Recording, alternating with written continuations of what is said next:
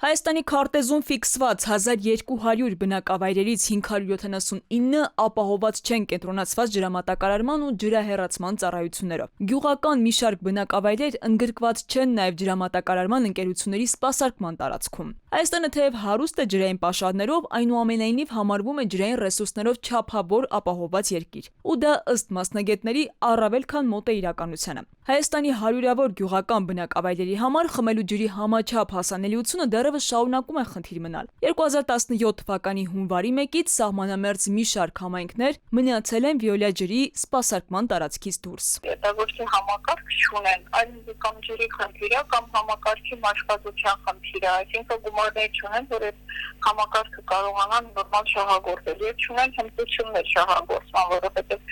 դա հիմնականում իրականացվում է գյուղապետարանի կողմից, իսկ գյուղապետարանը այդպիսի ոչ ֆինանսական, ոչ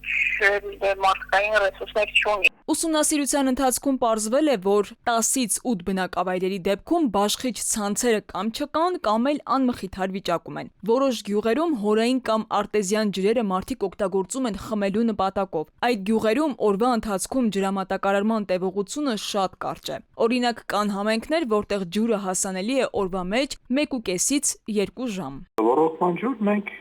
ընդհանրապես չենք օգտվում,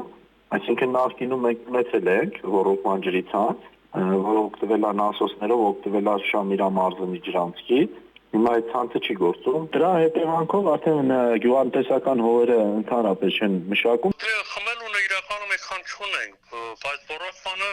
որը այս տակաղբյուրը դե ես ասած կլեմ,